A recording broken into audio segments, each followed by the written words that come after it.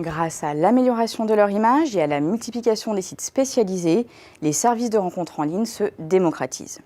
La preuve, en 2006, 10% des célibataires étaient inscrits sur l'un de ces services. Cette part est passée à 40% en 2015.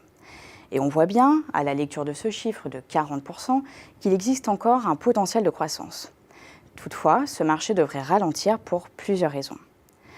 On peut citer, entre autres, la part incompressible de célibataires réticents à l'utilisation des services en ligne, la chute du taux d'utilisation d'Internet à partir de 75 ans, alors que les seniors représentent un véritable réservoir de croissance, la stabilisation démographique des 18-34 ans, qui reste la classe d'âge la plus active, ou encore la concurrence des services de rencontres amicales et d'organisation d'activités entre célibataires.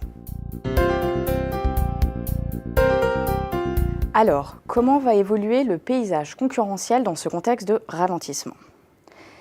Eh bien, les experts de Xerfi estiment que les leaders comme Meetic, Badoo ou Adopte un mec parviendront encore à tirer leur épingle du jeu à moyen terme. Ils vont notamment profiter du fait que peu d'acteurs parviennent à s'imposer parmi les derniers arrivés, faute de concepts vraiment différenciants. Par ailleurs, les plateformes de moindre envergure vont perdre du terrain, ce qui va contribuer à augmenter la concentration du marché. Toutefois, de nouveaux leaders devraient émerger du côté des éditeurs d'applications de rencontres en ligne. Aujourd'hui, Tinder et Happn font la course en tête avec plusieurs millions d'utilisateurs et font partie des 10 applications qui ont généré le plus de chiffre d'affaires en France en 2015, si l'on met à part les jeux. Mais si elles veulent accélérer leur développement, elles vont encore devoir répondre à plusieurs défis. Je pense là notamment à l'élimination des nombreux faux profils féminins qui dégradent la qualité du service. Dans cette étude, les experts de Xerfi ont choisi de décrypter les principaux axes de développement des éditeurs.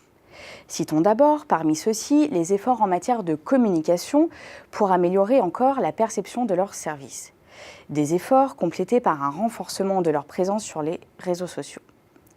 Citons aussi les opérations de croissance externe pour accroître leur audience ou encore l'évolution des modèles économiques pour trouver de nouvelles sources de revenus à l'heure où le freemium s'impose.